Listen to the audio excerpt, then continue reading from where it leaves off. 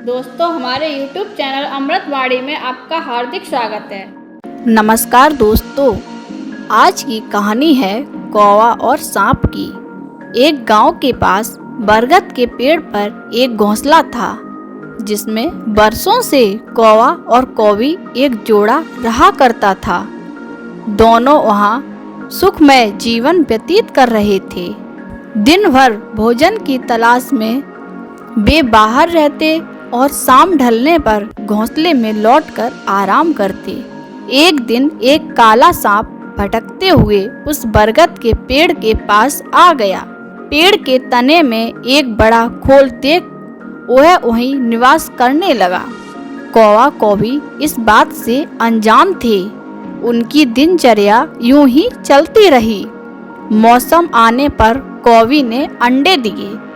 कौवा और कौवी दोनों बड़े प्रसन्न थे और अपने नन्हे बच्चों के अंडों से निकलने की प्रतीक्षा कर रहे थे।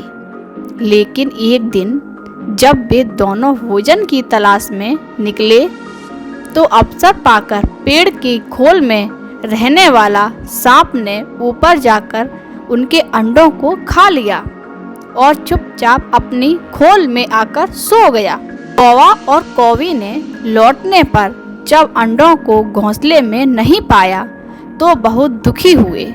उसके बाद से जब भी कौवी अंडे देती, सांप उन्हें खाकर अपनी भूख मिटा लेता। कौवा कौवी रोते रह जाते। मौसम आने पर कौवी ने फिर अंडे दिए, लेकिन इस बार वे सतर्क थे। वे जानना चाहते थे कि आखिर उनके अंडे कहाँ गायब हो जाते हैं। योजना के अनुसार एक दिन वे रोज की तरह घोंसले से बाहर निकले और दूर जाकर पेड़ के पास छुपकर अपने घोंसले की निगरानी करने लगे। कौवा कौवी को बाहर गया देख काला सांप पेड़ के खोल से निकला और घोंसले में जाकर अंडों को खा गया। आंखों सामने अपने बच्चों को मरते देख कौवा कौवी तड़प कर रह गए। वे सांप का सामना नहीं कर सकते थे। वे उसकी तुलना में कमजोर थे, इसलिए उन्होंने अपने बरसों पुराने निवास को छोड़कर अन्य जगह जाने का निर्णय किया। जाने के पूर्व वे अपने मित्र गीदड़ से अंतिम बार भेंट करने पहुँचे। गीदड़ को पूरी बात सुनाकर जब वे विदा लेने लगे तो गीदड़ बोला, मित्रों, इस तरह भयभीत होकर अपना पुराना बरसों से निवास स्थान छोड़कर नहीं जाना। समस्या सामने है तो उसका कोई ना कोई हल अवश्य होगा।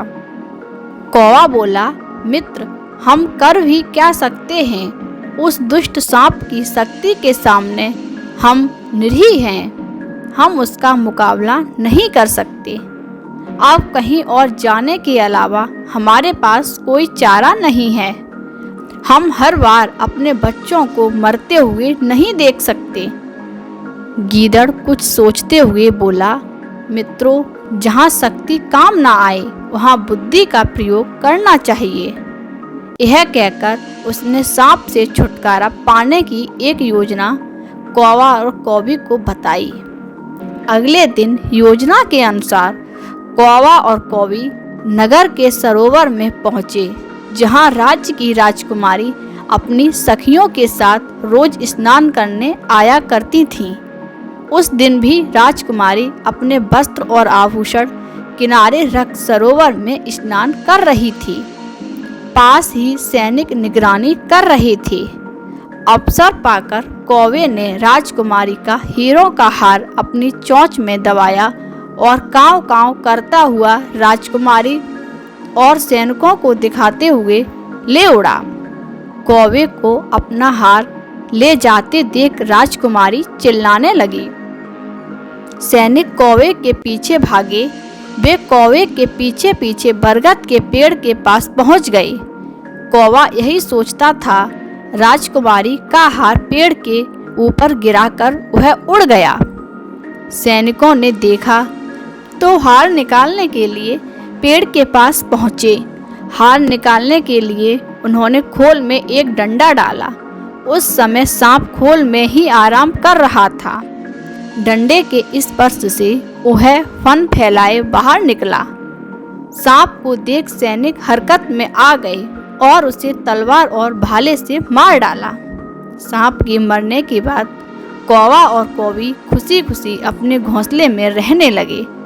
उस वर्ष जब कौवी ने अंडे दिए तो वे सुरक्षित थे। दोस्तों, इस कहानी से हमें सीख मिलती है, जहाँ शारीरिक शक्ति काम ना आए वहाँ बुद्धि से काम लेना चाहिए। बुद्धि से बड़ा काम भी किया जा सकता है और किसी भी संकट का हल निकाला जा सकता है। दोस्तों, वीडियो अच्छी लगी हो तो वीडियो को लाइक एवं शेयर करें और ऐसी ही वीडियो देखने के लिए हमारे चैनल को सब्सक्राइब कर लें। धन्यवाद।